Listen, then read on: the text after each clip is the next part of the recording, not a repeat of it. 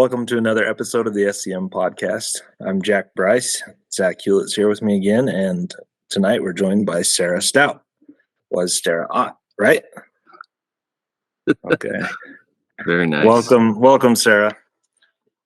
Where are you calling from tonight? Boise, Idaho. Best mission in the world.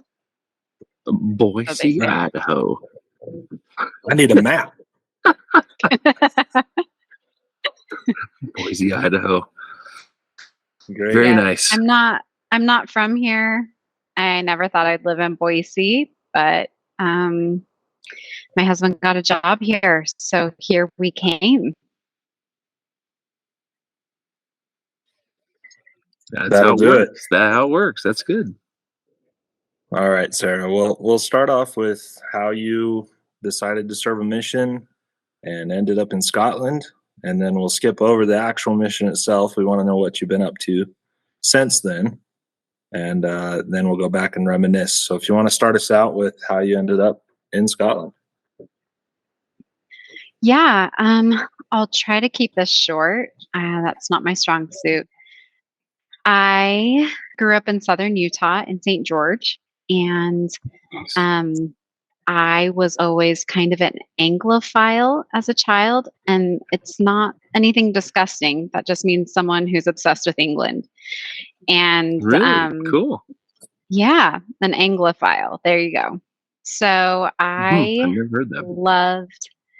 I loved pretending I had a British accent, and I would read to my little brother in a British accent, Dr. Seuss books, and started watching a lot of British movies, and I was just obsessed. Like, my life ambition was to ride a double-decker bus. I just had to do that. That's amazing. That's great. Yeah. Yeah. So, some people want to be astronauts. Some people want to ride buses, and that's just God made us different. Nice. So I actually had the opportunity of traveling after I graduated high school. I was in choir a lot, and I did a lot of vocal stuff. And I got to go on a tour of Europe, basically, singing. And as we were in the air to land into London, which was my dream, like, I had tickets to Les Mis. I mean, I was just so in it. And our first stop was London. We were going to be there 5 days, and I was going to ride my bus, and I was going to ride the tube. And the bombings happened. Oh, do you remember man. the bus bombings?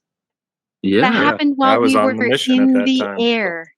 We were in the air on our way to land in Gatwick.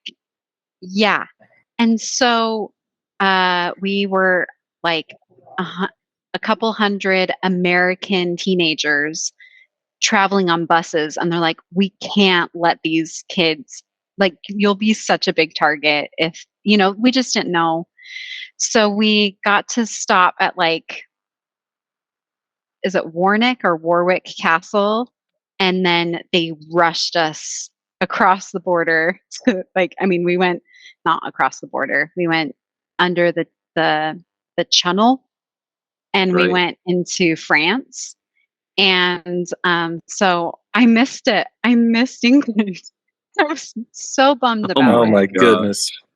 And so close. Then later, like, I went to Dixie, which is actually now like Utah Tech. And then I transferred up to BYU Provo because I wasn't smart enough to make it in as a freshman. I'll just lay all the cards out on the table. And when I transferred up to BYU Provo, I had my associate's degree. So, that transferred. And my older sister was like, I have a great idea. Let's go and study abroad to England. And I was like, that's a great idea, but I have no money. So somehow I was able to work that out. And we went on study abroad to London. So I actually lived in London for 6 weeks. and got to see Les Mis on my birthday, front row center. Nice. Awesome. Yeah. My 20th birthday. And we traveled to Scotland, and I did the Royal Mile up to the castle. Stopped at a place in Edinburgh that was called Chocolate Soup. Have you ever been to Chocolate Soup? I can't say I have. Can't say I have either. No. It was amazing. It was basically drinking straight chocolate. Yes. Anyway, and then we also went to like Ireland and Wales. So when I got home from that experience, it was probably 6 months after that I decided I want to put in my mission papers. And so when I got my call, I was living in BYU, not in the freshman housing because I was an old fogey. And and I decided that I was too nervous to open it in front of people because I was afraid what my face would say. I don't hide emotion well. And I was like, if I hate this place, people are going to know. And so I was terrified. Like I was having nightmares on a regular basis that I was going to be called to the Provo South Mission, which includes BYU and St. George. And I was just like, I can't do it. I'd watch all of my friends like live their life, and I'd just be in this time capsule of a year and a half. Like I just couldn't do it. And so I was like, God, I will be happy with anywhere except for St. George, Utah. I just can't do it. So I went, like, I got my call from the mailbox and I put it in my backpack because I had a night class. And I was like, I'm not opening it before my class or else I'm not going to class. Like, I just won't. And so I went to class. They found out that my call was in my backpack and they were like trying to peer pressure me into opening it. And I was like, no, like it wasn't even a temptation. And I drove to the temple after that class and I was just like shaking with adrenaline as I was like trying to open the call. And I read, Scotland, Edinburgh, and I knew enough to know that it wasn't Edinburgh, but I couldn't remember how to say it. And so I waited till I got home where my flatmate and one of my best friends is British. And so I was like, Liz, how do you say this again? And she's like, Edinburgh. And I was like, that's right. I knew that. So anyway, you're way more sophisticated than some of us that have never traveled outside of, Utah and California for us Utah kids. Did you just say that being sophisticated is knowing when you're ignorant? Because I knew I didn't know how to say it. So I guess. But you had been there and you had already experienced it, so you probably had heard it the right way beforehand. Yeah. Where those of us who didn't even give two thoughts about Scotland as an option for a mission, we open it, we're like, all right, it's like Pittsburgh, so we're going to Edinburgh. We just say it like that. Yeah. But I'm sure you figured it out way easier because you had a British friend for sure. Yeah. She definitely helped me out. And she was like, I knew that one of my friends had to go to the British Isles, and she was so excited. That's cool. So I had my two other roommates, not the British one, they put in their papers and we all got called to enter the MTC on the same day. But we were in 3 MTCs all over the world. And so that was really sad because God was like, you're going to get up to trouble. Like, you're going to make trouble if I put you in the same place. So I entered the MTC June 6th, which is D-Day. And I thought that was very fitting. Or I left for my mission June 6th. And then I also got my patriarchal blessing. And then I also was baptized and confirmed on June 6th. So I thought that was kind of cool. Wow, that's neat. So, that is neat. Yeah, it was kind of special for me. I felt seen by Heavenly Father. That's and then really I cool. jumped And over the MTC. Is that What year was it? What year was what year? that? 2008. So I served from June 2008 until December 2009. Okay. It's hard to remember sometimes because I was basically home in 2010, but Yeah. I wasn't. Yeah, so skip to that point and tell us what you've been up to since when you got home, since 2010. Okay, so I got home in right before Christmas, which was awesome. I got to be home for Christmas, and my parents wanted to come pick me up from Scotland, but I was like, you don't want to be here in December. It's freezing, it's cold, it's dark, it's wet. You do not want to be here in Scotland at this time. And so they're like, okay, well, we'll just plan a trip with you in the summer, So that's what we decided to do. But we had a family emergency and we couldn't go. And in the meantime, I was dating like a maniac and was like the first date queen. I went on so many first dates and I'm really bad at faking it. So if I found someone boring, I just couldn't hide it. Like I just couldn't do it.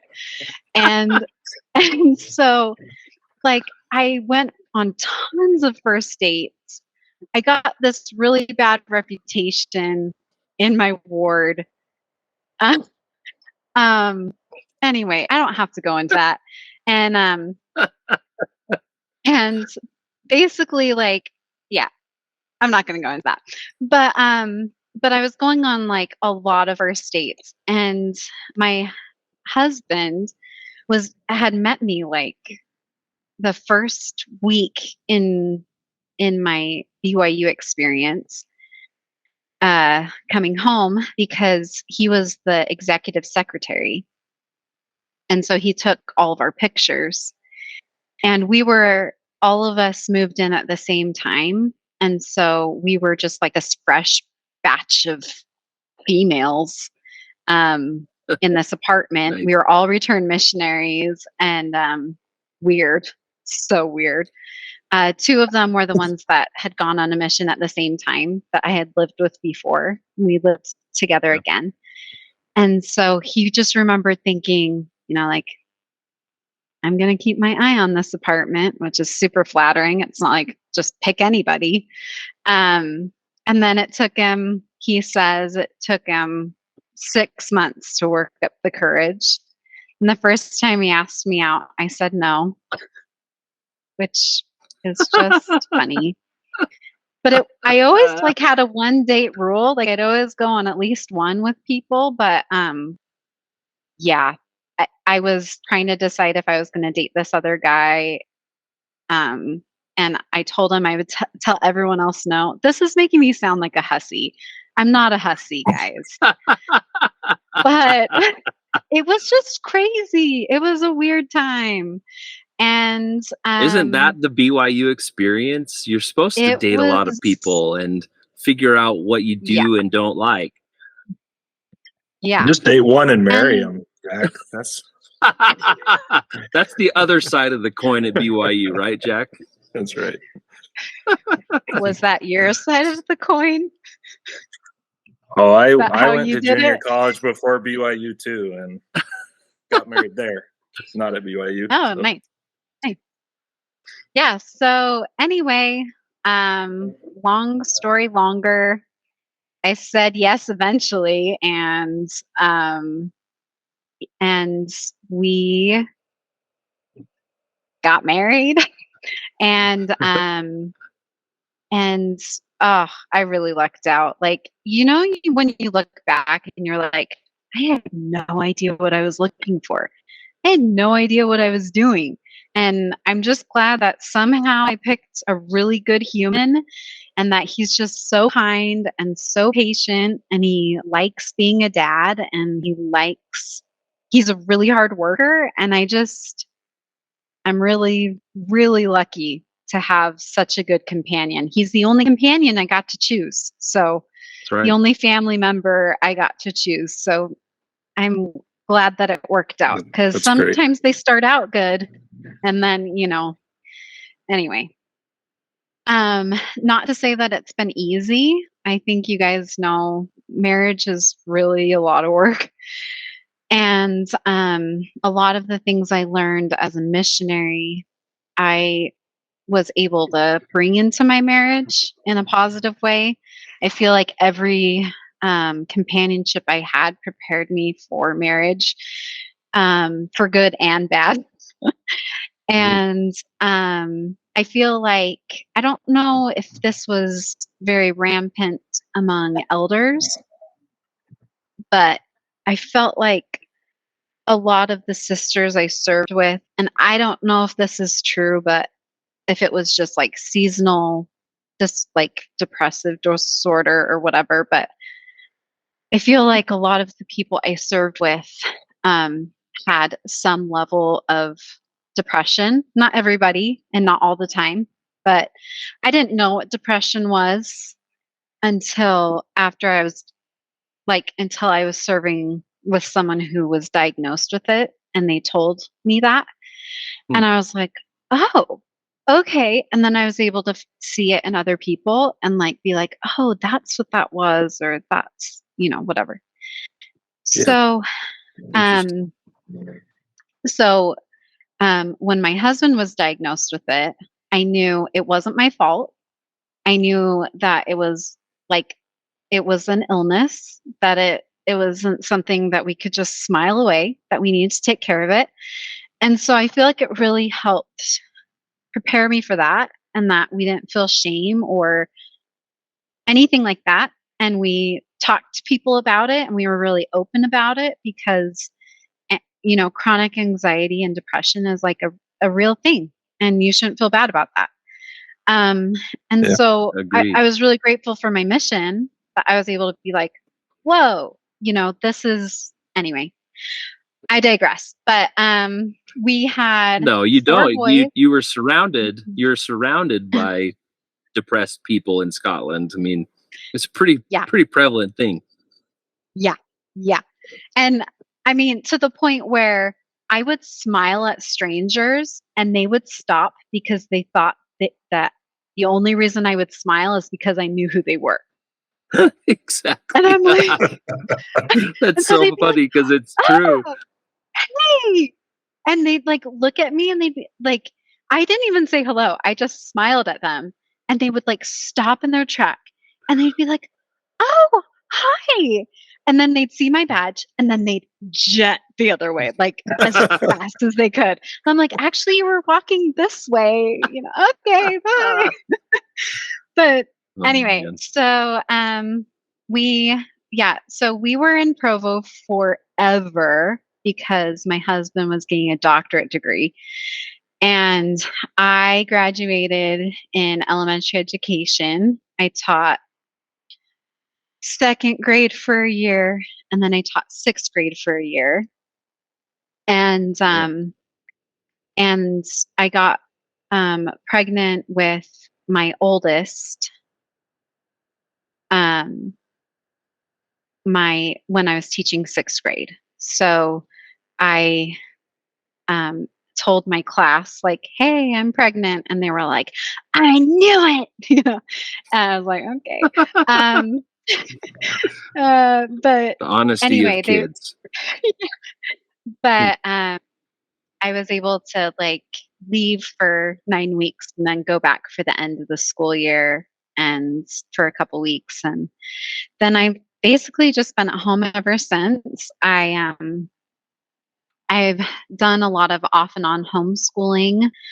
My oldest is almost 11 and I have 4 boys. So, and my youngest is like 16 months. I don't know. Hashtag fourth child. Like, do we ever know how old our last child is? But he is He's at least a year old. That's all you know. He's over a year. We celebrated. That's right. Um, You're counting the but- months until he can go to nursery. I know that. Oh, actually, I do know how old he is because he's T-minus 2 months till nursery. That's There how you I go. count them. Oh, it's so good. Whatever that is. I don't know. Yeah, that's funny. End of February, he goes into nursery, and he is the devil's spawn. Like, I don't know how to describe him. He is the cheeriest, happiest, friendliest little boy, and he is constantly almost killing me or himself. And I am so busy and I'm so tired trying to keep that boy alive. And I've never been this busy in my whole life. Like, having 4 boys and a 1-year-old. Like, I mean, he's one of those boys, but oh my gosh. I don't. Someday he'll thank you for your patience. Oh man. I mean, I'm basically a superhero. The number of times I saved his life even just today. Like, you're welcome. You are welcome. Oh, Adorable though. So cute. And that's why we keep him around. Oh my gosh. Anyway, to stay sane, I try to do I've been trying to write children's books Nice. and submit them to try and get them published. And someday I really hope to write and illustrate my own children's book. But Cool. it's probably going to take me 25 years to do it because I have 0 time. 0. At like negative time because I have to sleep. So anyway, I do it like, in the bathroom or while I'm cooking, like while I'm stirring. I'll write things down on my phone. And it's worked. It's worked, but not great. Not great. Worked well enough. So that's basically me. It took a really long time. Cool. So MTC. How long have you been in Boise? Oh, 5 years. 5 years. Nice. Yeah. It's lovely here, actually. Okay. I didn't know what to expect, but I've been so pleased with Boise. It's just kind of this little gem that's no longer hidden, and it has foothills, not really mountains, which I miss, but there's a really pretty river, and you're only like an hour or 2 away from really pretty mountains. So it's okay. Not great, but okay. The locals call them mountains here, but they're just cute little hills. They just don't know what mountains are. But there's still like a place to go skiing that's like 30 minutes away. So whatever your definition of mountains are. And it's I don't know. I've always lived in the desert, so the deadness doesn't, deter me, I guess. And I love the river. It's so pretty. And I really like the people here. They're just real. Like Utah, there was a lot of comparing and keeping up with the Joneses, but here it's like we're all just trying to survive, So Yes, like it. agreed. Good. All right. Now you go to the MTC. We'll start there and, just walk through companions, areas, and whatever you want to talk about from the mission. Be great. Okay, so MTC, I was one of 5 girls. There were 5 of us, and I was always terrified of serving in a threesome. I don't know why, but I was in a threesome in the MTC, And I served with Sister Mazella, who was from Brazil, and Sister Von Heerden, who was from South Africa. And I definitely won the lottery because they were so cool. And I I felt like we were all so on fire to be there. I guess I should say that when I was deciding to go on a mission, I was so afraid of God saying no that I didn't ask. I didn't even ask him like, "Hey, Heavenly Father, should I go on a mission?" I just skipped that part because I was like, "I don't want you to say no." Like I was dating a good guy and I was like, "I don't want you to tell me to stay and marry him. Like I want to go on a mission." And so when I went to the MTC, I was like, "Oh shoot. What if God doesn't want me on a mission? What if because you learn humility and like all these Christ-like attributes, and you just like feel guilty and like ask in faith and revelation, and you're like, oh shoot, like I really should have asked if I should be here. And so I had to do that while I was there because there was a talk by Elder Holland that he gave to the Provo MTC that we listened to. And he's like, if you don't know if you're supposed to be here, get on your knees tonight and do that. And I was like, oh shoot, okay. And then my district leader, he was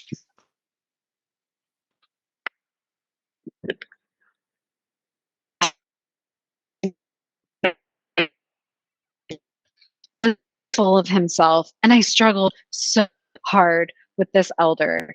And his ego was too big for our little classroom, and we just all really struggled with how cocky he was. And he just talked down to us all the time, and it was really, really hard. So imagine my surprise when I prayed to know if I was supposed to be on a mission, and this elder came up to me like the next day because I was like really struggling, knowing, and he was like, "Hey, I keep thinking I should give you something." And I was like, "Oh, what is it?" And he's like, "Well, it's in my room. I'll go get it for you." And he brings me this talk that was President Packer's, what was it called? It was basically like prayers and answers, or it wasn't Ask in Faith because that was Bednar's talk, but it was a talk about revelation. And every question I had was answered in that talk. And I just remember thinking, if God can answer me so completely through this leader that I not hate, but don't get along with, then I'm going to be okay. That I'm going to be okay. Like no matter how annoying or how hard it is, like for people to work with me or for me to work with people, God's still going to find a way of talking to me through these people. And I just really was grateful to have that just right up front, because then later in my mission, I was able to really trust my leaders and know that if I followed what they said, I'd be blessed and that I'd get the answers that I needed. And anyway, something about the MTC that was kind of funny was the elders always seemed to be starving at night. And so they would attack the breakfast buffet at night. So they would like stock the breakfast buffet at night, and then they wouldn't refill it in the morning. They would just like have a hot breakfast, in the morning. And I get so mad because I'm a cereal eater and I like bananas on my cereal. Well, I did anyway. And I really wanted a banana on Cheerios. That's all I wanted. It wasn't that big of a deal. But every night the elders would eat all the bananas. And I was like, guys, you gotta leave some bananas for breakfast. And they wouldn't, and they'd just make fun of me. And I was like, so I had to take matters into my own hands. And so I would start finding the bananas when they first like came out. I would get one banana. I wasn't greedy, and I would hide it there was these little vase things on each table, and I started hiding them in the vases of the table, like the far tables that no one really used. I just kind of like hide a banana in there. Well, I was found out one morning, like one of the elders was like, "That's where you're getting your banana." Like apparently we were obsessed with bananas. So then I knew that I couldn't hide it in the same spot because the next morning everyone was checking all the vases for bananas. Oh my gosh. So they were like, Sister Ott, we found your banana. And I was like, oh, did ya? Huh. And I walked over because that was my decoy banana. And on the wall, there was a clock. And I took off the clock and I had hidden a banana in the clock. I put them back on there. Oh my God. And they were like, what? Like, I mean, after that, I was like, trump card. Like, then they started checking all the vases and the clock. So I had to use one of the really tall elders at the NTC, and I was like, hey, can you just put a banana up there for me? Because there was like this ledge on the ceiling, and I just had him put the banana up on that ledge, and that's what I mean, it wasn't clever, but it was effective. He was the only one who could reach it, and he did it for me, so that was nice. Anyway, I thought that was fun. And then also I loved playing soccer, football. I grew up playing soccer, and I'm not super competitive, so I stopped playing in middle school. Like I played like till 9th grade or something, but I just felt like I was like, people want to win and I just want to have fun. So I'm just gonna call it because it was just getting too competitive for me. And so when I went to the MTC, I begged my companions to let us go play soccer because they wanted to do basketball. And I was like, please, we're in England. We have to play football. And we go out there. The elders had already started. And the MTC teacher was like, oh, you guys want to play? That's so great. There's 3 of you. Oh, Sister Mazzella, she's from Brazil, so football's in her blood. So she'll go on this team, and then you two can be with us. And we're like, okay, thank you. So then we started playing, and I've always been a defender or a sweeper. And so the ball starts coming, and I just like go for it. Like I attack it like crazy, and I'm just like kicking it and booting it and all this stuff. And the elders were just like, wait, what just happened? Like they were not expecting that to happen. And so there was this one elder in particular. He didn't go to Scotland. I think it was like Elder Sonntag.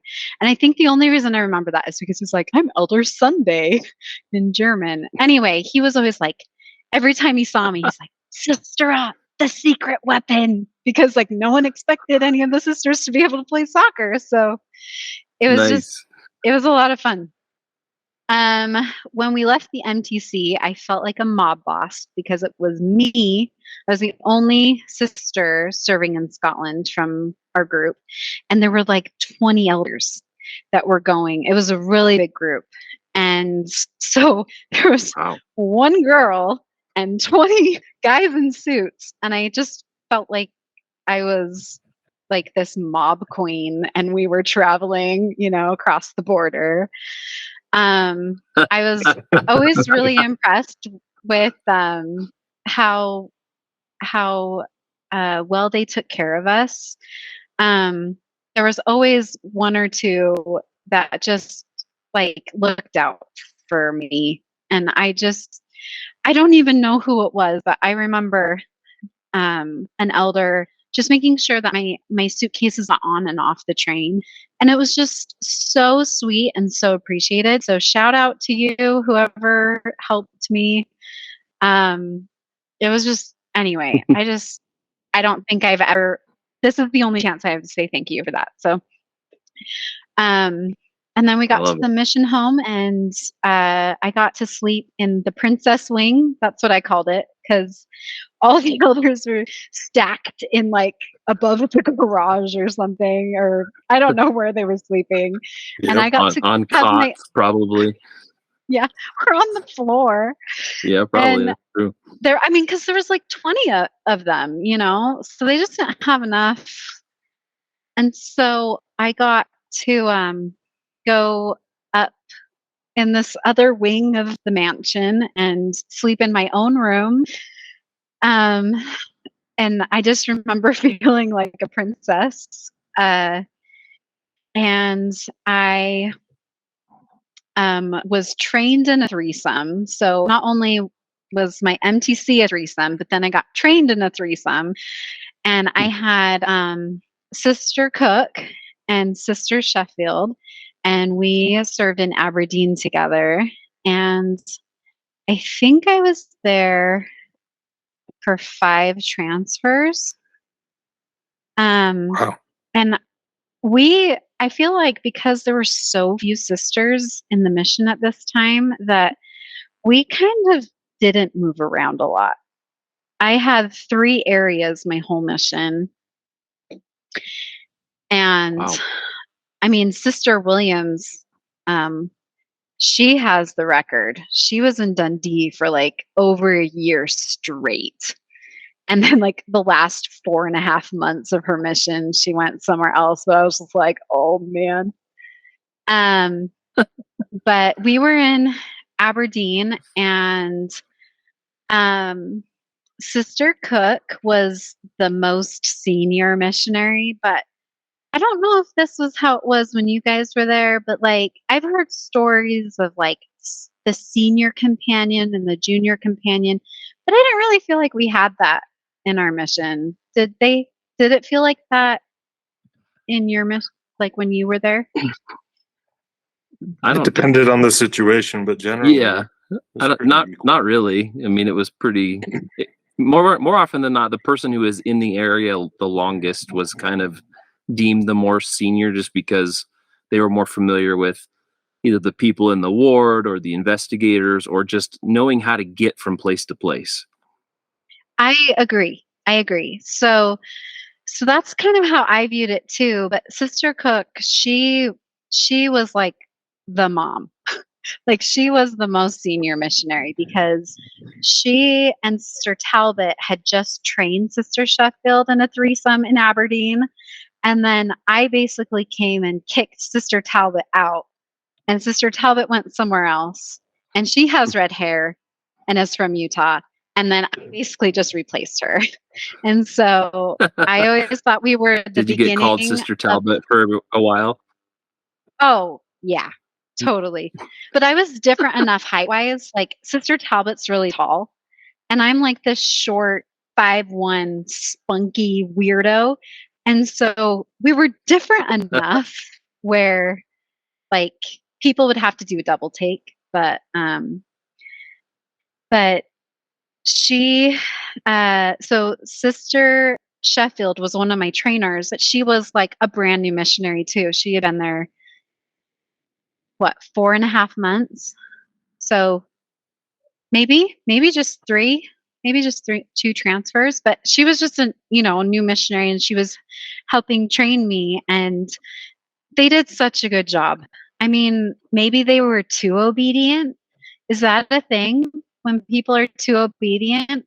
I remember when we got up there, Sure. they had traveled all of their P-Day to come down and pick me up and get trained to be trainers. And then by the time we got back up all the way to Aberdeen, like P-Day was over and it was time to go proselyte. And I was starving, and there was no food. Like there was muesli, which I don't count as food to this day, and No, that's not food. sandwich bread. Well, especially because I didn't know you could eat it warm. Did you know that? Like we were just pouring I did not. milk onto these raw oats, and raisins, which I hate. I still hate raisins. And but I was starving. And so I ate it. And eventually I liked it because I was starving and it was food. Another thing was I didn't have the courage to tell them how much I hated peanut butter and jelly sandwiches because that's what we ate every day.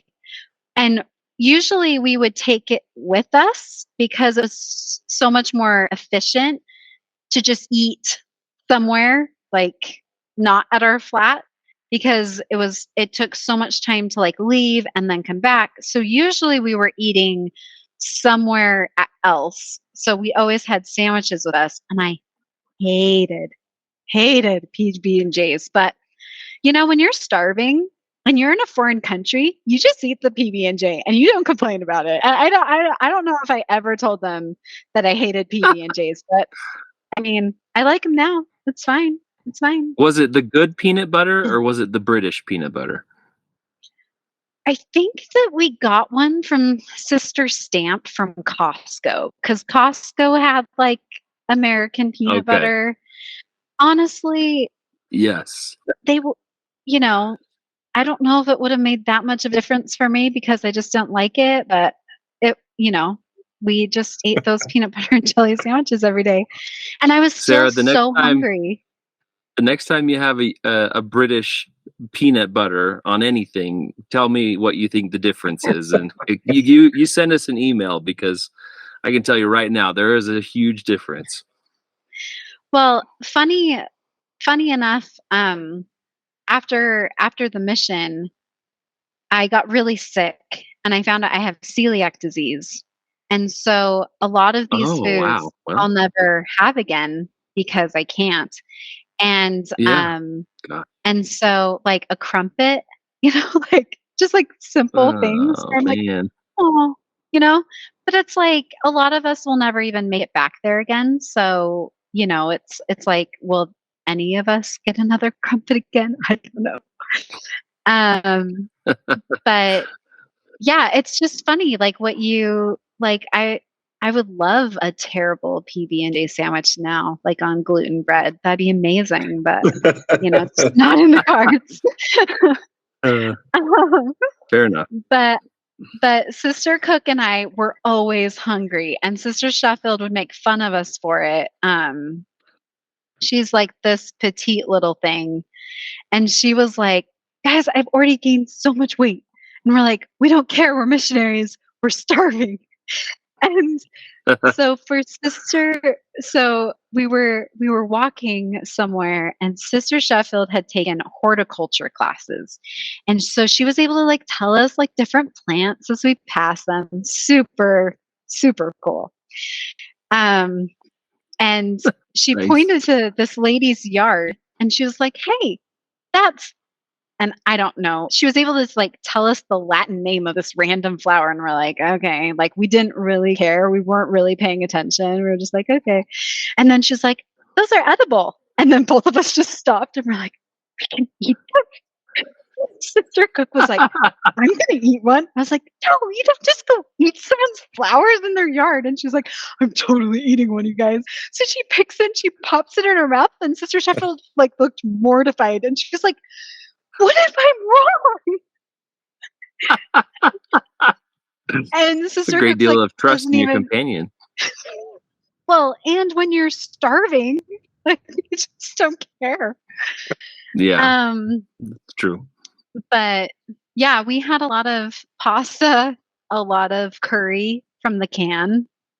Did you have those cans of curry? Yeah, we did. But there was one pizza place that we knew of. And every time we saw the delivery guy, and someone on our street must have ordered a lot of pizza because we'd always be like, "Is it for us?" We didn't order it. We knew it wasn't for us, but we'd always be like so hopeful that it would be for us. And so Sister Sheffield and I found a way of ordering pizza for Sister Cook's birthday without her knowing. So that when we went back to our flat, she was like, "Is it for us?" And then we kept on like following this pizza guy, and the pizza guy got to our house, and and she was like, he's knocking on our door. And we're like, oh yeah, happy birthday. And we like paid him for the pizza. And anyway, it was really fun. That's awesome. And the pizza was disgusting because it's Scotland, but it's fine.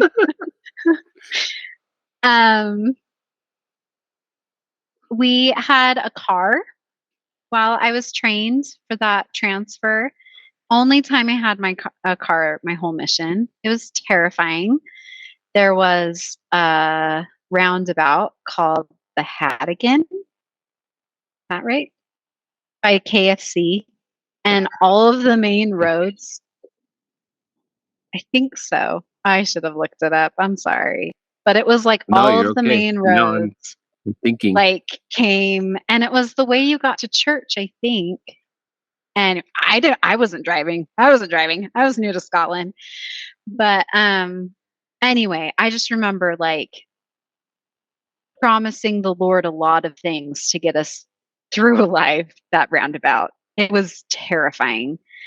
Sister Sheffield had to drive after Sister Cook was called out for like a week and a half. And I've never prayed more. And Sister Sheffield has probably never cried more than we did in that week and a half, where we still had a car without Sister Cook. They took it away. Oh boy. And we were really grateful. Sister Sheffield had a tendency to lose everything. And so when we got bus passes, she actually lost her bus pass 2 or 3 times before she let me carry it for her. Because she just kept losing it every time. And anyway, so Sister Sheffield and I served 2 transfers together. And while we were serving together, and Sister Cook was there. When you're in a threesome, did you guys ever serve in threesomes? Or a trio? Like, did you ever have that? No. Not often, if ever. Like 1 week for me. Yeah. Or a couple days, but not for an extended period of time. Okay. Well, as a sister missionary in Scotland, we had 0 companionship exchanges. I don't even know what they're called because we never did them. Like, you were stuck. And I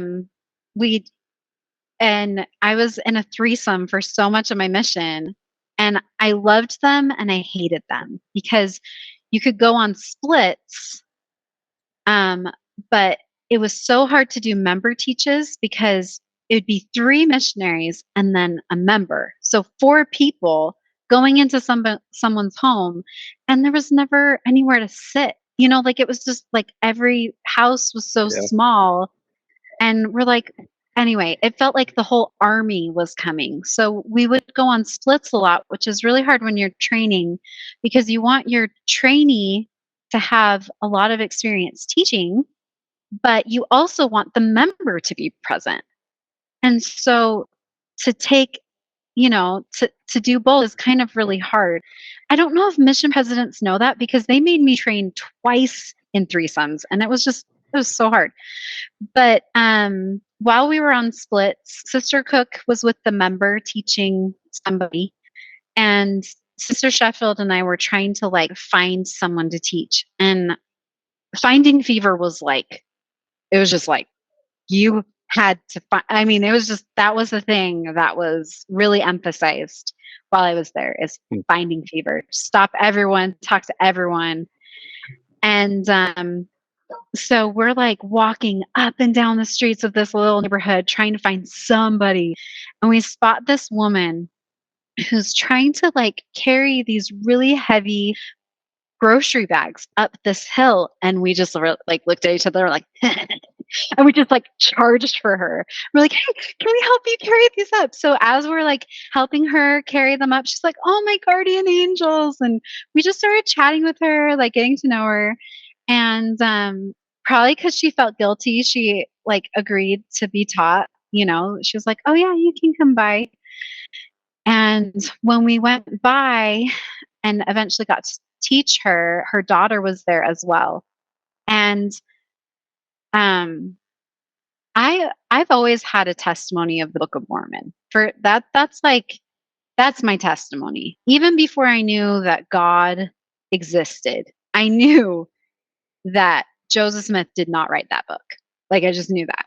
And I was like, that must mean that there's a God, because a little farm boy could not write that book, And so when I was in this teach with Adele and Jennifer, we were teaching, and we had Melanie Buse with us, who is the most legend.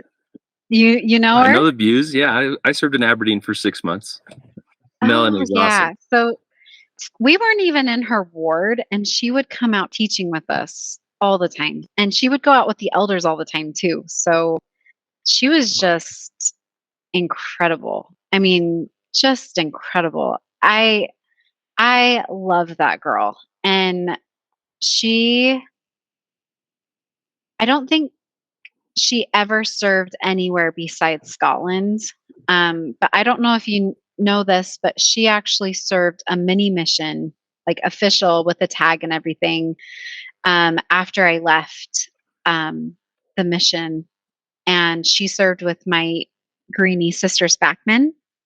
And really? so I think it would be amazing to have her on here, because she served in the Scotland Edinburgh Mission. So Cool. I would love to hear her stories. She would have so many, and she'd have both perspectives. But she was in this teach, and I feel like we taught the young women who would go out with us. We taught them to memorize the points of the lessons so that they could just jump in where they wanted to.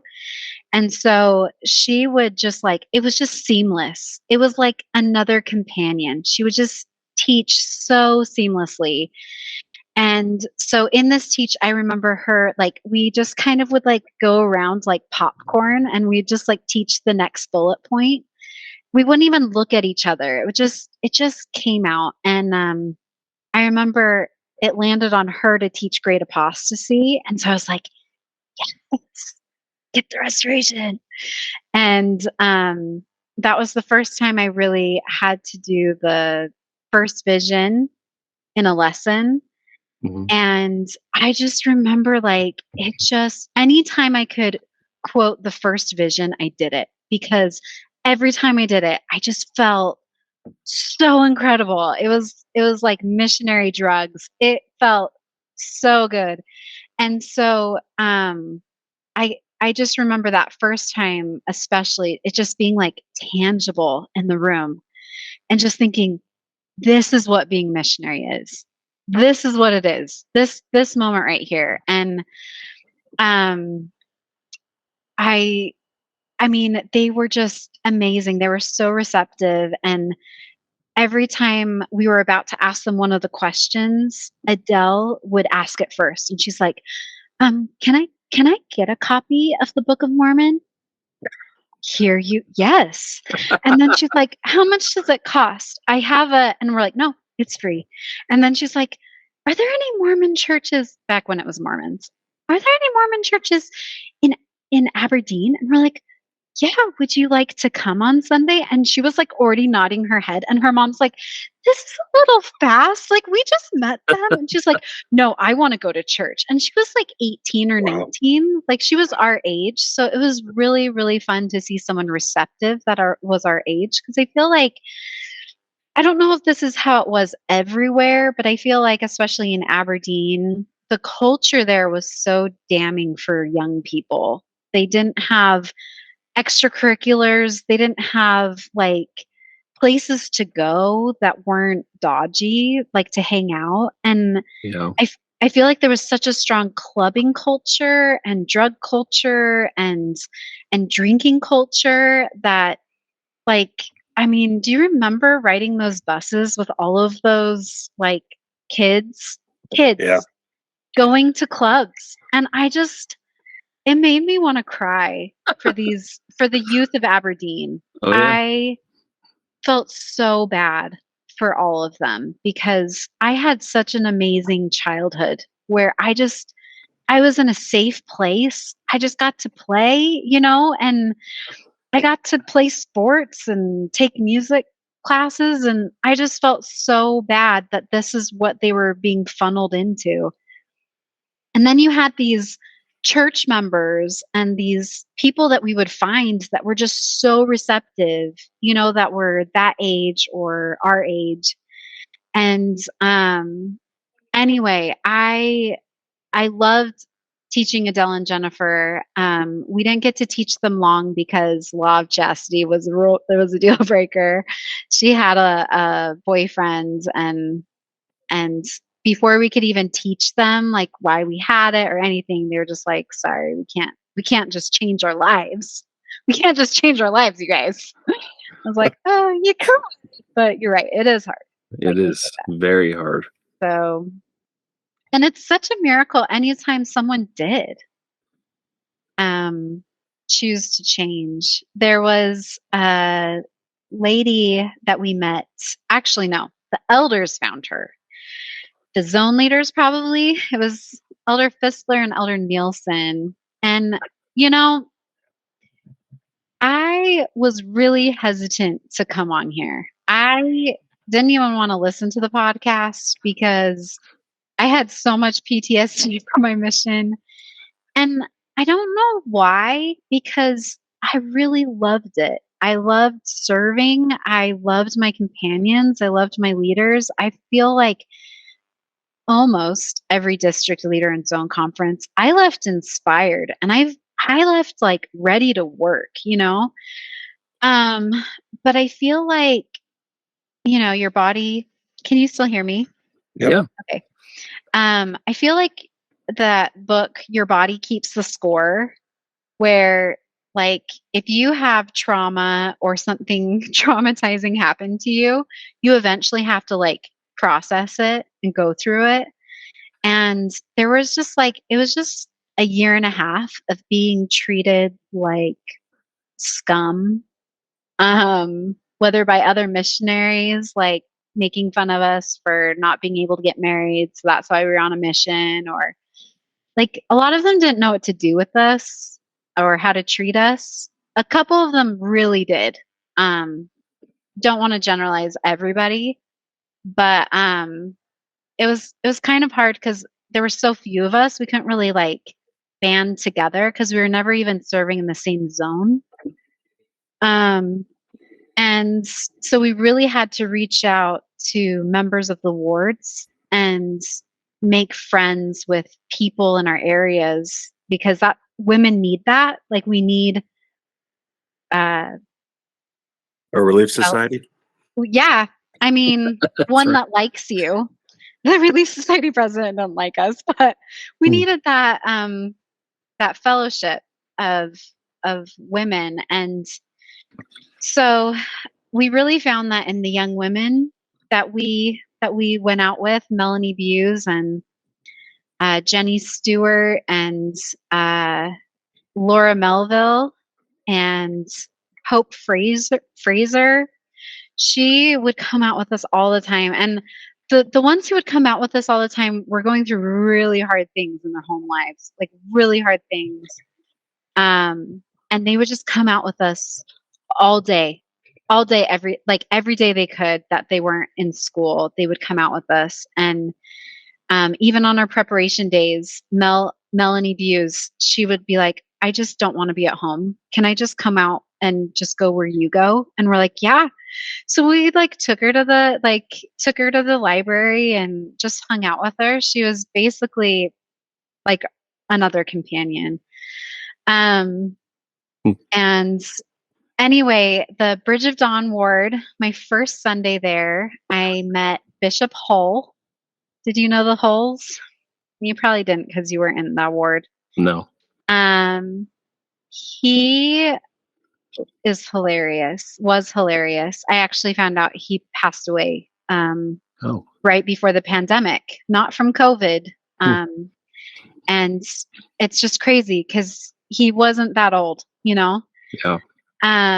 But my first Sunday, he was like, huh, Sister Ott? And I was like, yeah, that's me. And he's like, Sister Over the Top, OTT. Did you guys ever hear that phrase? No. Well, my poor companions heard it almost every day because everyone commented on my last name. They're like, because apparently in Scotland, it's a phrase to say, oh, that's OTT. Like, that's over the top. And so he was like calling me Sister Over the Top, which kind of fits. But at the same time, like, that's just say that to somebody. So, anyway, I loved Bishop Hole. There was one time that the ward mission leader, right before he moved out of the ward, he set up this like fireside about Joseph Smith and just threw it at the bishop. And he's like, hey, it's scheduled. Have fun. And like left it half planned. So we show up and like, we don't know what's on the program or anything. And he's like, and we're going to watch this video, and then the sister missionaries are going to give us a special musical number. And we're like, what? So Sister Sheffield's an amazing pianist, and we're like going through the hymn book as fast as we can, trying to find some hymn to sing. And because I was going to be singing, she was going to be playing the piano. We end up picking like Let Zion and Her Beauty Rise or something, which I love that song. Anyway, but I was like, please just don't say that you just asked us, because then people are going to expect it to be terrible, you know? But if it's like just, oh yeah, we prepared this. But no, as we were walking up, he was like, I knew I could count on them. So they just found out about this musical number, but I knew I could count on them. And I was like, dang it. So like everyone knew we had just found a hymn out of the hymn book, and then I sang it. But I sang so much on my mission. I was not expecting that. I feel like Scotland was just music starved. There wasn't a lot of people who were taught how to sing or how to play an instrument. In Bridge of Dawn, the Gilmore family was incredibly musical. Yep. Brother Gilmore passed away right when I came out, though. Like one of my first day on my mission, we found out that he had cancer and died. Like he died within 2 weeks of him finding out, because NHS, you know, like it's terrible. So, anyway, he was like the organist. His family was highly musical, but besides the Gilmores, I didn't meet many musical people on my mission.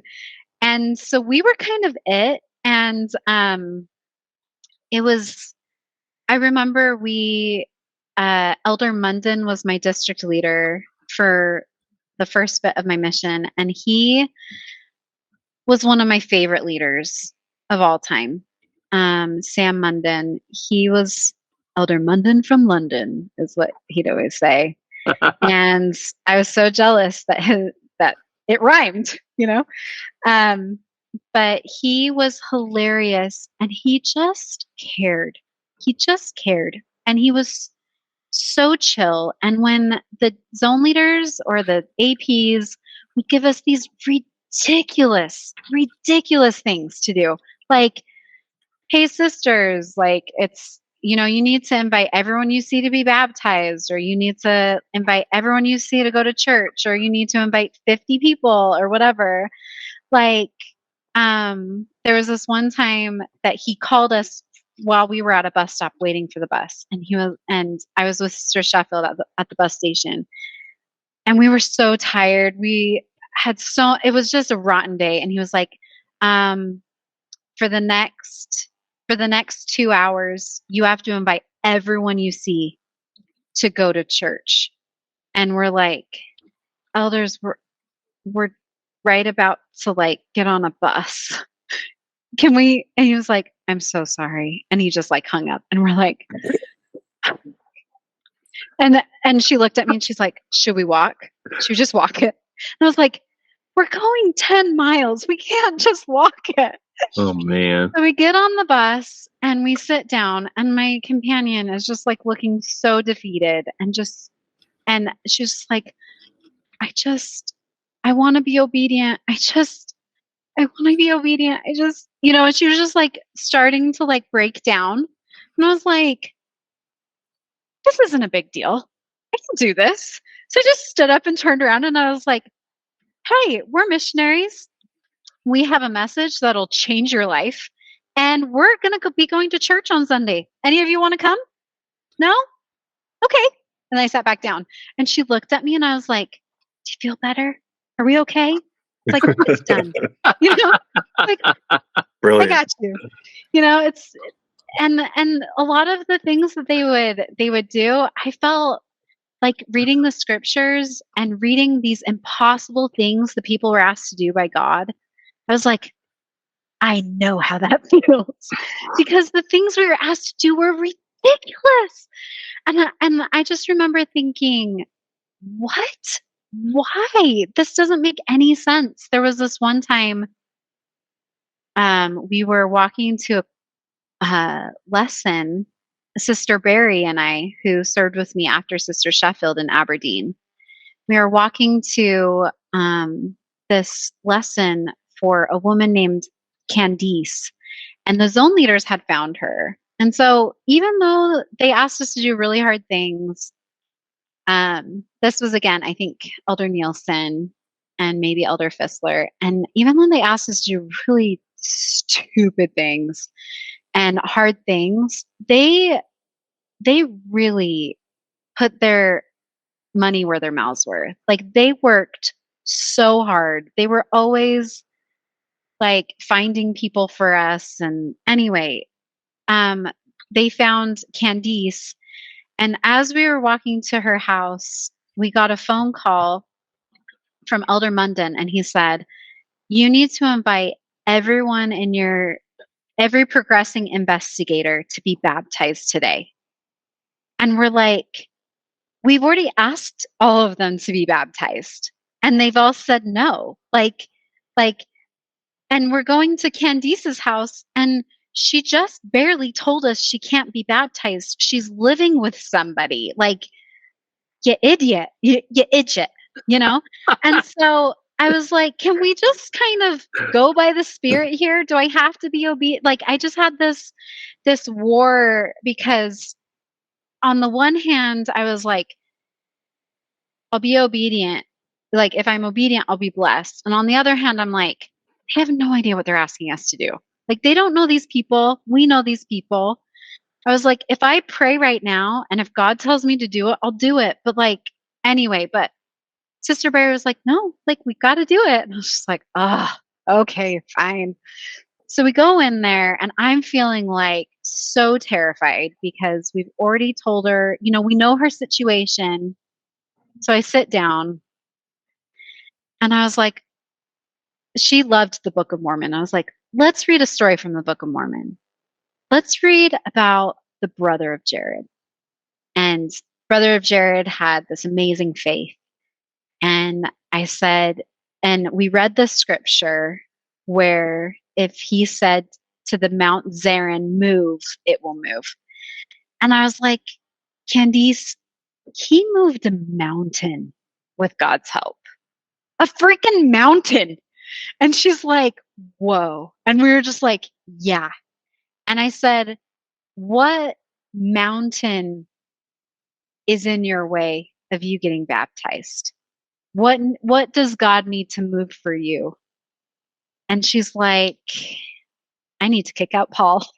I was like, well, we tried to get her to marry him, but she was just like, I don't want to marry him. I was like, you have 2 babies with the guy. Like, you should have made that decision a while ago. But she was like, no, I don't want to marry him. I don't love him. And I was like, then why is he living here? But I didn't understand a lot. Like, I was so naive, and so, the amazing thing is we just don't even realize what we're asking these people to do. Like we have no idea. And I think that that's why God sends young people, because we're like, well, why don't you just kick him out? Like, what's the big deal? But she did. She kicked him out.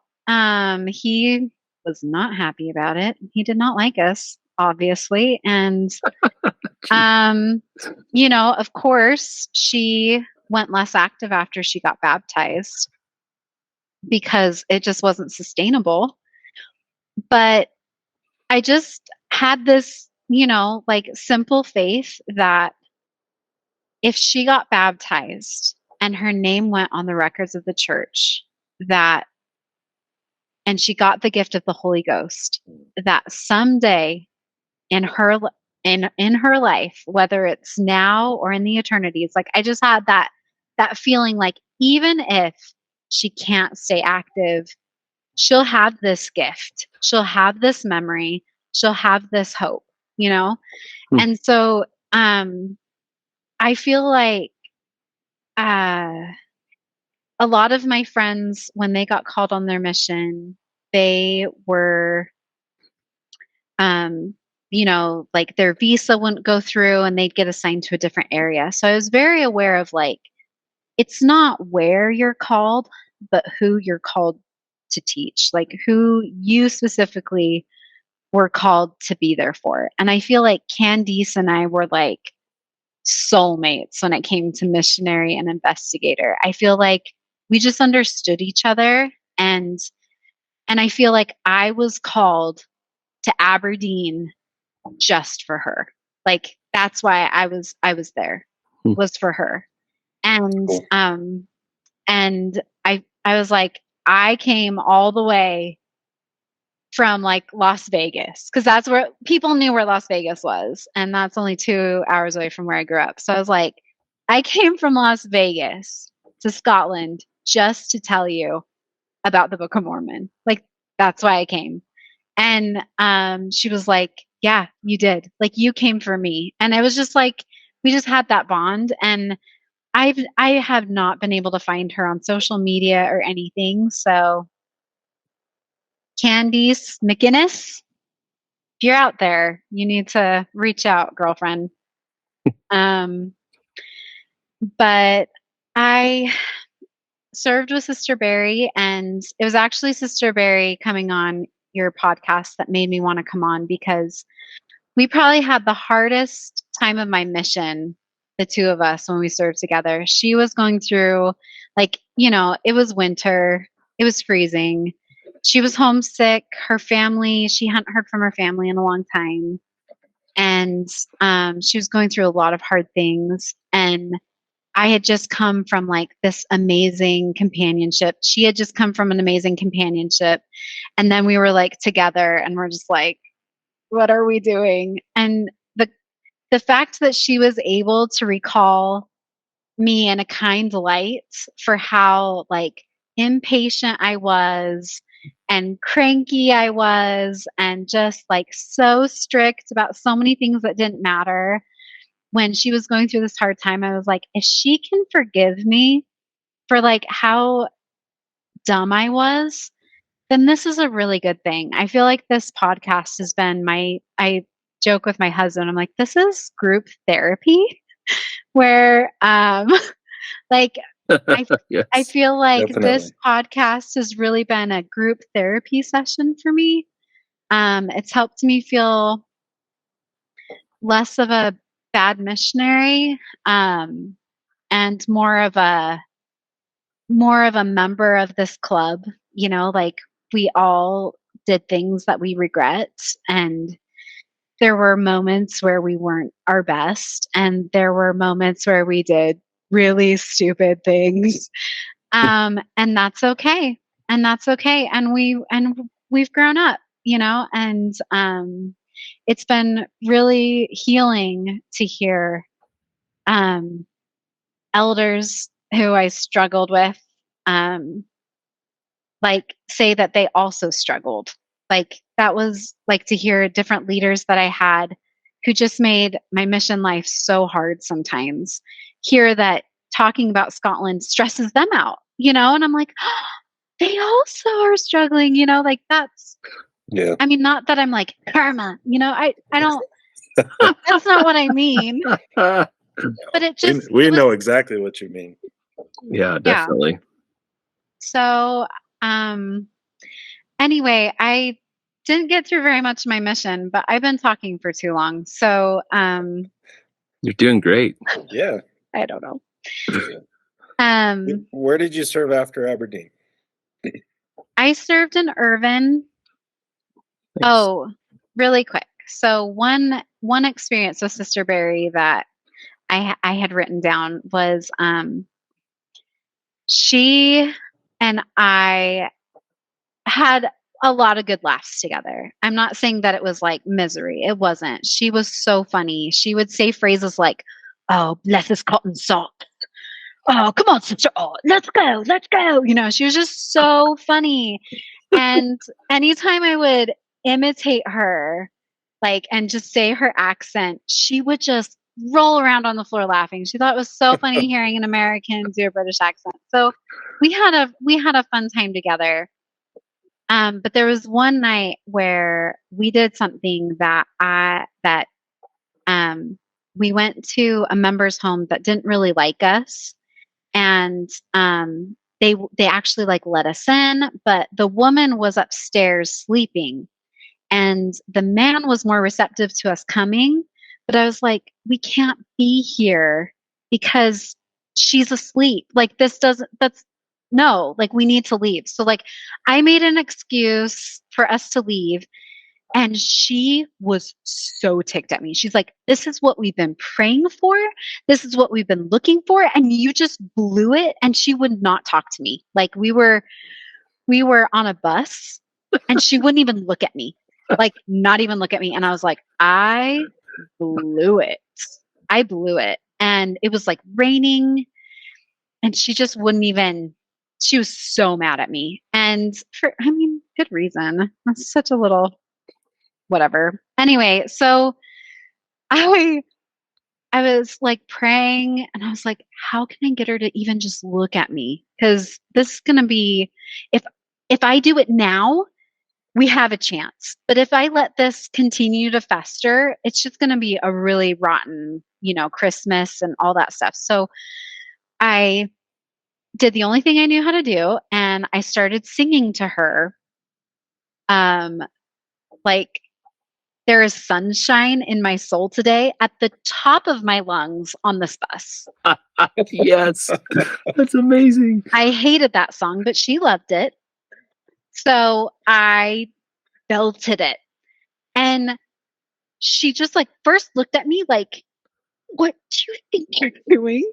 And then she was looking at the faces of the other people on the bus and she was like, you're insane.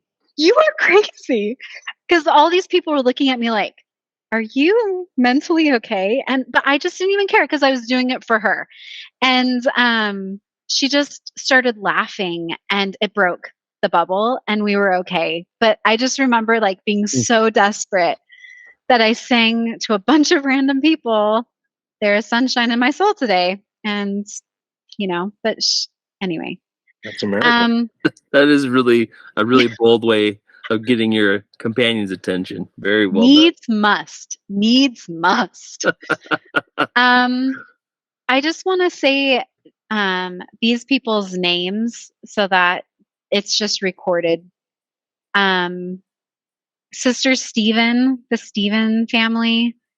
Sister Stamp, Liz Stamp, amazing. Maudie, Sister Mead. Brother Jaffrey, Laura Melville, Jenny Stewart, the Adams, their family. I knew them. They're awesome. Yeah. And Lila was actually a recent convert for the zone leaders. She was an elderly woman. And so we were actually there to sing at a baptism. I sang at every baptism in Aberdeen. And we sang at a baptism that she attended. And while we sang, she felt more peace. Like she said, she told me this later. She's like, I felt more peace while you guys were singing than I have in the last 30 years. I want to be baptized. And so she was baptized, and I got to do a service at her house with Sister Barry after I think it was Sister Barry after she had been baptized because she had really bad lungs from smoking for so long. And I just love this experience because it just kind of illustrated so many things for me. But so the elders came, like they wanted us to come so that we could help serve their recent convert because they needed the ratio of women to men. So we came there, but we got there an hour earlier before they did. They came for like 20 minutes. They sprayed the windows with sanitizing spray, streaked them, like not with like window cleaner, just like with they just like made the windows worse. And then they had to leave. Good job, And elders. we're like, okay, Elder Nielsen, that was you. I know it was him. I think they were on exchanges or something. And we didn't tell them that they had made it worse. But after they left, Lila looked at us and I just said, don't worry, Lila, we got you. Like, we will make sure that this house is looking good before we leave. So like we like redid all the windows and then we said, hey, before we leave, can we say a prayer with you? And she was like, oh yeah. And she's like, who should say it? And we're like, how about you? And she was like, I've never prayed before. And I was like, okay, do you know how? And she was like, can you help me? And we're like, of course we can help you. So we like wrote it down so that she'd have like this little cheat sheet. And then she just like went through all of the points. And then after she ended her prayer, she looked at us and she's like, I liked that. Was that okay? And we're like, yeah, that was great. And so I feel like even though it didn't always feel like sister missionaries had a place in the mission, I feel like we did. Definitely. Absolutely. Clean up the messes of the elders, right? We really focused a lot on serving the members and trying to build that trust and that rapport. The only time I ever got mad at other missionaries was when they messed that up.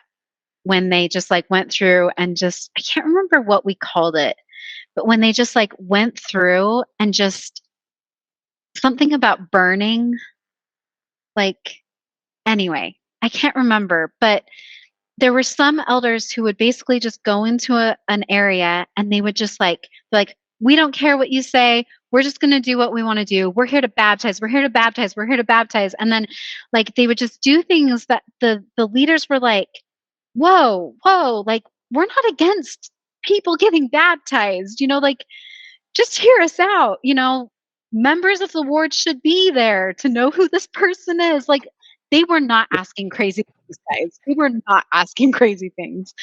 And so they would just like burn all those bridges and it just drove me crazy. But not all elders did that. Like I served with so many good missionaries and when I got called to Irvin, I got to serve with Sister Holmquist and she probably was the funnest transfer of my mission. We didn't have any success. In fact, Elder Phillips from Sweden, I think Elder Phillips is his name. He was our district leader. And there was this one night where he's like, okay, let's hear your numbers. And he was like, what have you got? And I was like, baptized and confirmed, 0. And then I just went through all of the key indicators and I was like, 0. And I just like all of them. And he was like, Sister Ott, do you like the number 0? do you like giving me zeros? And I was like, Elder Phillips, my last name means zero. That's the definition of my last name. And so, yeah, I kind of do like zeros. And he just started laughing. And I was like, you can't make me feel guilty about this. We are working so hard. And even Christ, the perfect missionary, he got zeros. Like, not everybody listened to him. And that's okay. Like, no matter how obedient I am, no matter how good I'm teaching, no matter what I'm doing, there are going to be people who say no because the plan is salvation. Lesson 2, people get agency. And no matter what I do, no matter how much I plan, how much I prepare, I can't change people's agency. And so as soon as I like made that mindset shift of like, I will set goals with the names of people I have. So in my teaching pool, if I had like, 2 people that were progressing, my baptism goal was 2. And when it was 0, that, you know, 6 weeks later, I'd be like, I asked them and they said no. And I washed my hands. Like I was like, I couldn't have done anything different.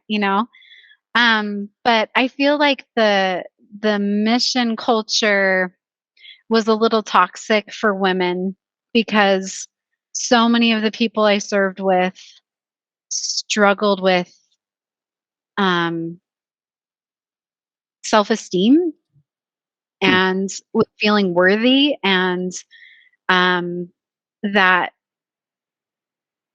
numbers were not a great way of motivating a sister missionary. And because we were doing everything we possibly could, and I don't say that lightly. I'm not saying that other missionaries weren't as well, but I'm just giving you the perspective of like watching these women tear themselves apart because they're like, you're right, I don't have enough faith. I wasn't obedient enough. I was like, you were fine. It was fine. We did great. Yeah. But that was really hard to watch. And with Sister Holmquist, she wasn't in that mindset. She was just like, yeah, we did everything we could and we just had fun every day. We just had so much fun talking, and we played games as we were walking. We played a game where we took 2 random points from Preach My Gospel. And we always tried to stump each other on how smooth our transitions could be. So this one time I was like, I've got you. Tithing, law of chastity. Boom. Like, how are you going to go from tithing to law of chastity? But anyway, that was how stupid our games were. But we didn't have any success. Like, we didn't teach anybody. We didn't find anybody when we were together. But it was like some of the happiest weeks of my mission because we were doing everything we could. And one of my most profound spiritual experiences of my life was when I was serving with her. We were doing a weekly planning session, like Thursday morning. And as we were like praying and trying to do member missionary work through the different points, it felt like there was this conduit from our table, our study table, to heaven. And we just had ideas after ideas after ideas. Like we couldn't write them down fast enough. And I turned to her and I was like, are you feeling this? And she looked at me and she's like, yeah. Like it was like this, I can't even describe it, but I was just like, this is what revelation is. This is what a burning in the bosom is. Like, this is what the Spirit feels like. And it was just so clear and so crisp. And even though we didn't have success in that way, I feel like we had mega success because we were just doing what we were supposed to be doing. Yeah. Awesome. Irvin was like a hellhole a little bit. To put it nicely, I trained Sister Cook came and died in Irvin with me. I got to serve with her again. And after she left, I trained Sister Donna Nelson. And Donna's first day, someone chucked their beer can at her and just drenched her in beer. Oh, And geez. I hope that I let us go home and get her, like, let her change out of her beer soaked dress, but I probably didn't, because that's just kind of how it was. But I hope that I did that. Donna, come on the podcast and tell us what Sister Ott did for you. Yeah, let's listen to how I messed up her life. But Not at all. she had something happen right before our mission that I won't tell, because I don't know if she would want that to be public knowledge, but something that was really, really hard, like the day before she left. And she wouldn't talk to me for 2 weeks. She wouldn't talk to me. And so we'd be like going around, and I could tell something was bugging her, but she wouldn't open up to me at all. And as we were like on the street, I was like, "Hey, go talk to them." And she'd be like, "No." I finally just stopped, and I was like, "Sister Nelson, were you called by a prophet?" Like something super self-righteous. It's like, "Were you called by a prophet?" And she's like, "Yes." I was like, "Do you want to be here? Like, do you want to be here? Because you were called by a prophet of God to teach these people right now. So whatever it is that's bugging you, can you either tell me so that I can help you, or can we just get to work? Because I can't do this anymore. I don't know I don't know how to help you." And after that, like, it was just this turning point where she was able to complain to me about our district leader, Elder Patel. Bless your heart, Elder Patel. I'm sure you're a wonderful human. But you made Sister Nelson do some terrible, terrible things. I remember there was this one time where he asked her, I don't know if this is like something they made all the new missionaries do. I don't remember having to do this, but maybe I did. But he was like, "Sister Nelson, by the end of your 6 weeks, you need to memorize, all the points of the lessons," which totally makes sense. And he's like, "and all of the colors of every chapter of Preach My Gospel." And we're like, "Okay." And she was so mad about it. And she was like, "Why? This doesn't even matter." And I was like, "I know. Stupid." And she's like, "Then why do I have to do it?" And I was like, "To be obedient. I'm sorry. It's stupid. But you can do it your way." And she's like, "I can do it my way." I was like, "You do it the sassiest way you want to do it." So she memorized each chapter like crimson, goldenrod, like shamrock. just to like, this is stupid. This is stupid, but I'm doing it and you're listening to me do it. And anyway, I loved her. I loved serving with her. I loved being her mama. And we got to serve for 2 transfers together. And God blesses greenies. And so we were able to see some really awesome things, even though we had bricks thrown at us. We had rocks thrown at us. There was a knife fight right after I left that I got to miss, but Sister Griffiths got to see. That was fun. Yeah. But yeah, sisters were taken out of Irvin after that. But it was the best of times and the worst of times. We met amazing people like Loy Benson and Michelle Evans, the Broadfoots, Ashley Penders, Sister Shannon, Sister Woodburn, Sister Anderson. Just so many good people. I was listening to a podcast earlier today, and he was talking about the Crombies, Ian Crombie.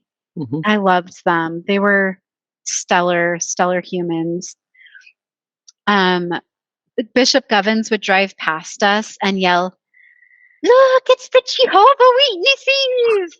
And we're like, "Thanks, Bishop." You're awesome. That's great.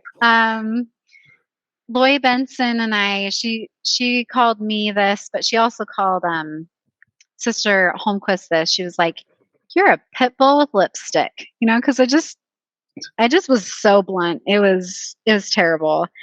And so there's this one time where she had gotten a job. She'd been praying for a job, working for a job, she finally got a job, but it was on Sundays. Like she had to work Sundays.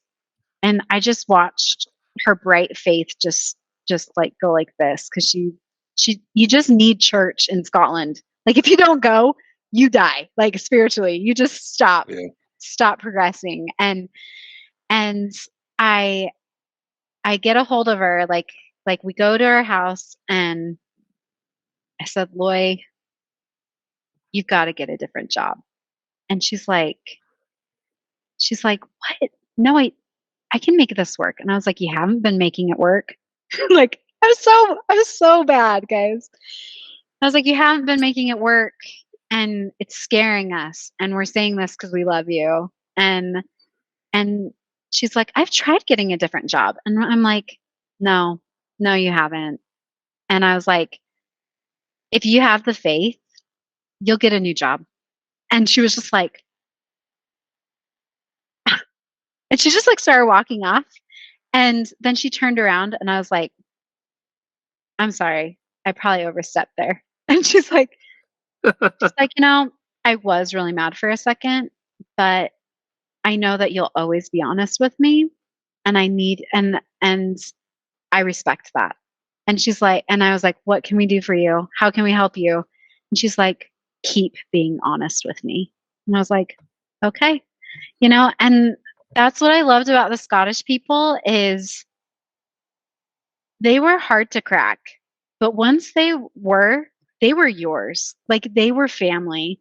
I got offered the shirt off of a man's back. Like this old gentleman, 70, Robert, he was taking off his shirt for me because I was like drenched and cold. And I was like, no, Robert, really, we don't want to see this. It's okay. Like very overweight. We're like, no, we're good. I'll be fine. But like literally they would give you the shirt off their back. And they were so loyal. And they just wanted to be loved. Like all of these people. And the Broadfoots were just incredible. We were walking around Castle Park, and it was really foggy, and there was this lady who looked like a man in the fog, walking her huge poodle. And I was so tired. I think it was a fast Sunday, and I just couldn't even stop her. I was just so tired. And then I walked like a couple feet past her, and I just stopped. And I was like, am I a missionary? Or am I like, so I turned around and I ran back. And all I had energy for was to just give her a card. And I was just like, take this.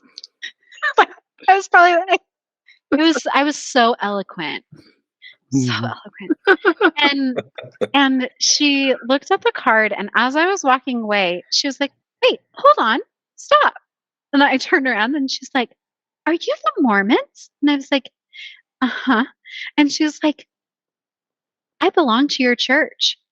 And I said, no, I know every member of the church in this area, and I've never even seen your name. And she's like, oh, well, I haven't gone in 20 years. I was in a really bad marriage, but I'm not in that marriage anymore, and I'm ready to come back. And we're like, wow. So we start going over there and find out that she has this crippling social anxiety. So she's like, I've been wanting to come back, but I just can't. Eventually she did come back. And when I went back with my family to Scotland after my mission, I got to go see her. She looked like a different person. Like when I met her, she was like had crippling social anxiety. She was still smoking like tons every day. And when I saw her, she had been going to the temple like getting on a train to go to the temple, working at the temple for a week, coming back. Like she couldn't even get on a bus, when I met her. And to see like there was just this light in her eyes. She looked so different. I almost didn't recognize her. And I was just like, that's what the gospel does. Like, that's why we came here, is to help change people's lives. And Sister Shannon. That was really good for me. After Irvin, I was called to Dundee, and Sister Williams and I trained Sister Jarrett, and Sister Jarrett just came out on fire. Like, she was insane. She was like bolder than I was, and I was like, I needed to tone it down, So like with Sister Jarrett, we're like, okay, it's okay. Like, love first, then the boldness, But she was incredible. She was just like this smiling. She had this perfect smile and just would like smile at everybody. Grew up in Burley, Idaho on a dairy farm, and just, she was there to work, and Sister Williams was amazing. She was really sick while we were serving together, and she's still, I don't know if you've ever seen people at the end of a marathon, but they are almost at the end. They're almost at the end of the race, and they're just, with every step, it's just this huge effort. Just, they're giving it everything they have, just basically till they die, because that's what a marathon is. It's death. And I feel like with how sick she was at the time, like, I was sick when I left Irvin, and I got them sick, and she just didn't really recover for a while. And with how sick she was, she did everything she could possibly do with every ounce of energy she had.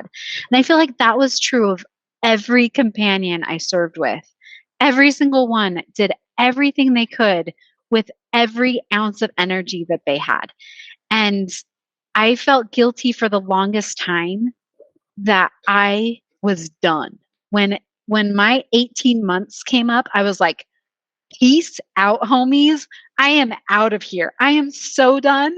I have given everything I could, and I am done. I have nothing left. I am empty, and I was ready for home. And I felt guilty about that, because so many missionaries are like, I just wanted to stay on my mission forever. And I'm like, not me. I had nightmares.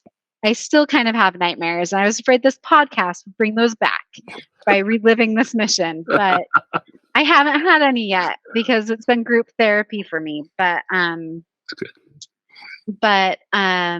Yeah, so I served in Dundee, and my first Sunday there, I remember this man, I can't even remember his name because I wasn't there for very long, but he came up to me and he just started making fun of me. And Sister Jarrett was like, is that normal? I was like, how long have you known him? Because we were just like bantering back and forth. And I was like, I have the sense of humor of a 70-year-old Scottish man, and they can sense it. And so they just come and pick on me, and I pick on them back. And this is our relationship. Like, this just happens everywhere I go. Like, I don't know if it was the red hair. I don't know what it was, but that just happened everywhere I went. And Sister Williams and I, we were training Sister Jarrett, and we're like, we knew that I was going to be staying with Sister Jarrett, and that she was going to be leaving because she'd been in Dundee for so long that I was just slowly taking over the area. I was like memorizing maps. I was memorizing bus routes and all of the stuff. We were visiting everyone. She was basically saying goodbye to everyone. So when Moves Call came, and it was President Griffith's first Moves Call. Moves Calls came, or maybe it was the second, sorry. And we get the call that she's staying and I'm going back to Aberdeen. I'm crying because I don't want to go back. She's crying because she doesn't want to stay. And Sister Jarrett's just like, okay, like, what's going on? I did not want to go back to Aberdeen. I did not. Like, did you ever get called back to an area? No. We just rough. closed areas behind us more often than not. That's fair. You guys got to go to like little places, but sisters were always in the big cities, or, well, Irvin, is that even a big city? But big city, yeah, definitely. Yeah. So anyway, I was bawling, she was bawling, and I left them to go train with Sister Corca in Aberdeen. We trained Sister Spackman, so another threesome. And when I got there, the ward, I was so afraid. Like, I was like, what if they hate me? What if, all of these things? Most of the people I had taught had already left the church, and it was just devastating to have to go back and see all of that. When I went back, the ward was just so welcoming, and they were so excited that I was back. They're like, "Oh, you're back!" Because an elder that will not be named on this podcast burnt so many bridges. It was his last transfer, and he just annihilated trust everywhere. And they were like, it was miserable. I was like, I'm so sorry. And Are you sure you don't want to call him out so that we can get him on the podcast? I don't no. Because like we were young and we were stupid. Like, and I don't want to keep him in the past either. Like, I don't want to be in the past for my mistakes. And when I got there, it was like I was so afraid, but I was like, this is why I came back, because they needed somebody that they trusted. And so I just slowly started rebuilding those bridges. And my district leader, which I didn't get along great with, one of the only ones I really didn't. And it was because we were going through a really hard time in Aberdeen, and he just wasn't making it easier. And so he was like, well, and I was like, how did you break Brother Jaffrey? I was like, you guys broke Brother Jaffrey. What did you do? And he's like, what do you mean? He hates missionaries. I was like, no. When we were here last, he would go on teaches with the missionaries all the time. You broke him. Fix it. I was like, I don't know what you did. But he loved my singing voice, and he was like such a tender man. Like, his wife left him, and he just needed friends and needed love, and so it was just so good to be able to be like there for him again, because he just needed somebody. And anyway, they were just so sweet. And I remember Sister Corca, when we met at the mission home to pick up our greenie together, I introduced myself, and she just did not look at me. Like, she just was giving me these, like, I do not want to be serving with you vibes. And I was like, oh shoot, what have I done? Oh no. And so we like pick up Sister Spackman, we go back to Aberdeen, and Sister Corca, like, finally, after a couple days, was like, I didn't want to serve with you, Sister Ott. And I was like, I could tell. Do you want to tell me why? And she's like, I just, like, you had this reputation. And I was like, do missionaries have reputations? Like, because we were such a spread out mission, like, I feel like word didn't get around as fast as it does in like the Boise, Idaho mission. Like, word spreads like wildfire here. But in our mission, like, we didn't have minutes, we didn't have texting, we didn't have smartphones. And so we're just like, we couldn't really talk to anybody. And I was like, you heard about me? I'm sorry. Like, I swear I'm a nice person. She's like, but she was really sick at that point, and she was so tired, and her body was just done. And she was so afraid that I was just going to be like this drill sergeant that marched her up and down the streets of Aberdeen. And I was just like, no, I'm here for you. Like, if we get out there and we teach other people, that's awesome. But like, God called me to serve you specifically. Like, he literally, like, you're the only one he named. All the other people of Aberdeen, they're just extra, And by the end of my mission, like, I had that mentality. Didn't have that with Sister Barry, but she taught me that that's what the mentality I needed. And so I loved that I had Sister Corca at the end of her mission, because I feel like whatever she could give, we did it, and we were training, and we tried to find members where Sister Corca could like help them clean or something so that she could feel, happy while she was serving with us. But even so, like, did you ever have a companion shine your shoes? Sister Corca shined my shoes every morning, every Whoa, day. She would get up, cool. she would shine our shoes. Like she was the most she like I wept when I heard how she felt about her mission, like in her podcast. And that's the main reason I came on here, because she does not give herself enough credit.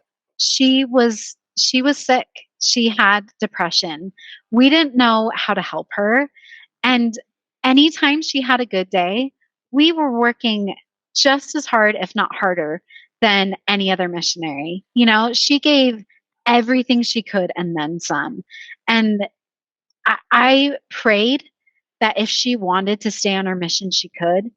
But at the end of the day, I was so glad that she went home when she did, because she would have burned herself down like to the ground, and her mental health probably wouldn't have recovered at all, And I'm so glad she was able to serve with us and she was able to train with me, because she was way more kind to Sister Spackman than I ever was.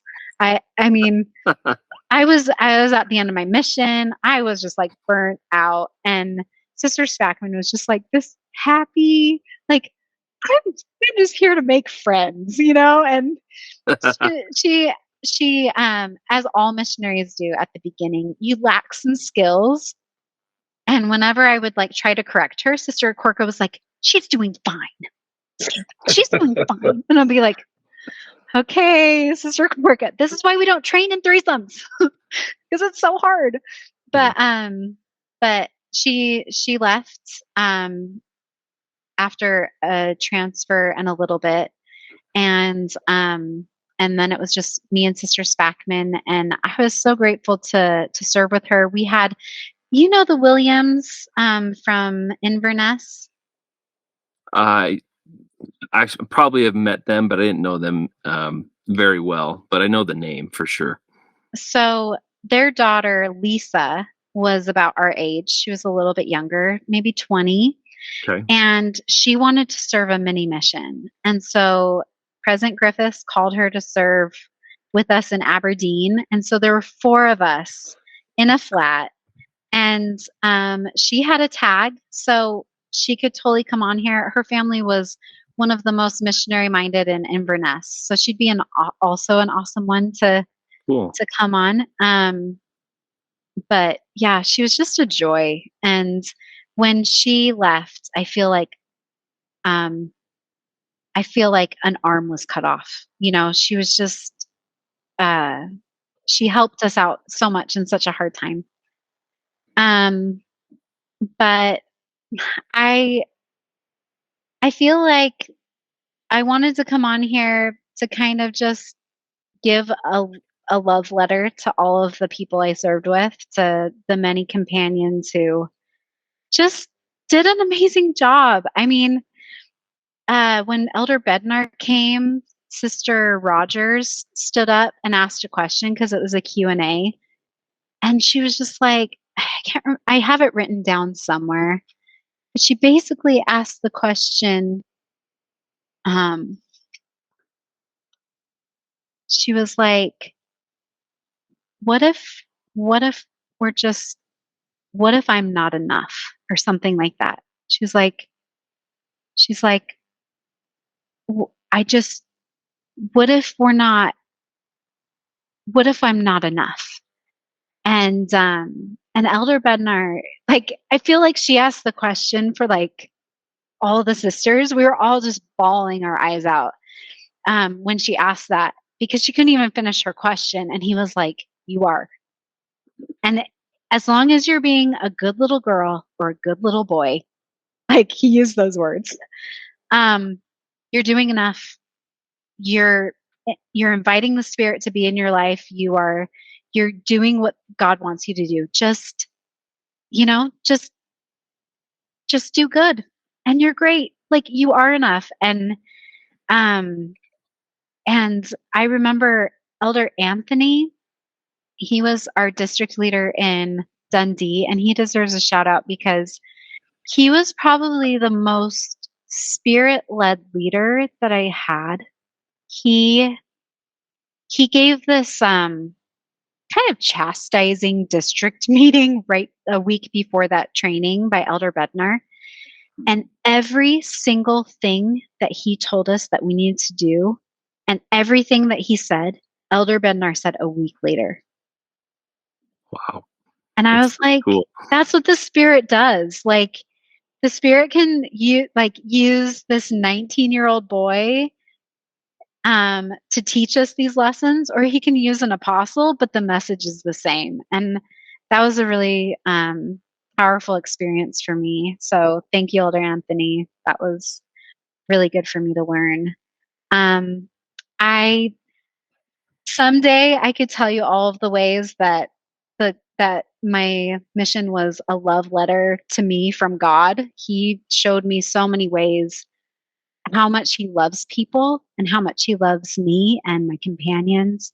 I have so many stories and so many experiences, so many miracles, but I wanted to come on the podcast just to let people know that they did a good job, So thank you. Oh man, that's so good. That's great. When we got your email, I mean, you started it out with, I think this is something I might want to do, which is great. And the things you've expressed here tonight and in that email about the therapy that it's provided, we've definitely felt that. I mean, that's one reason Zach and I keep coming back and keep doing it now. So many episodes in is we get these therapy sessions face to face, and it's been healing for me, for Zach, and for others. It's always good to hear that and to know that we're not alone in those experiences. Really, even though it felt like it at the time, or even afterwards when you're dreaming of, or having nightmares about getting called back. Yeah, exactly. That's it's okay. It's okay. And so we really appreciate you taking the time, stepping forward, volunteering, reaching out to us to come on to the podcast. It's not possible without participants such as yourself. So we really appreciate it. Agreed. And we definitely, we love you as our sister in Scotland. That's another common thread throughout these conversations, is how much we all love each other, really. And we love the people of Scotland, the people that we were able to serve and be around. And that it's a wonderful thing. Agreed. And definitely take this opportunity and invite those that we haven't talked to. I mean, I know many missionaries from your time frame in the mission definitely want to hear from the sister missionaries that had an impact in Scotland when you were there. So those that you're still in contact with while you're not chasing your 16-month-old boy around and saving his life, if you can reach out to them and let them know that we'd love to have them, we honestly will take them and would love to have a therapy session of their own. So definitely let them know we'd love to have them. It's kind of terrifying. So don't take it personal when people don't want to come on, because I had to really fight myself to get here. I almost canceled 3 times because it's just a lot, Sure. And I was just terrified that I wouldn't say everything I wanted to say and say it in a way I'm always offending people. And so I'm just this is just an opportunity to offend a lot of people. And I I feel bad about that. I hope I didn't offend anyone. And if I did, send me a message and tell it to my face. Cause I'm okay with that. I'm at that point where I need to know how I'm offending people and how I can be better. And I'm just, again, thank you so much for the therapy and for letting us kind of vent. Like I said, if you're ever wow, we ran out of missionaries, which will never happen. I would love to actually share miracles from my mission, but tonight was just important to to just we did okay. We did okay. Yeah, we'll put this down as Sara Ott Stout episode 1, and we'll come back for round 2. There you go. Someday. My mom will be so excited.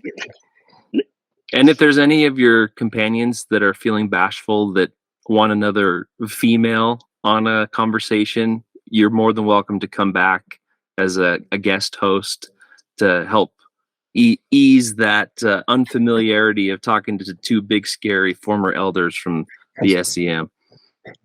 Sounds good. Yeah. Thank you, Sara. You're welcome. We'll say cheerio to you. Thanks, Sara. Have a good night. Bye. Bye. Bye.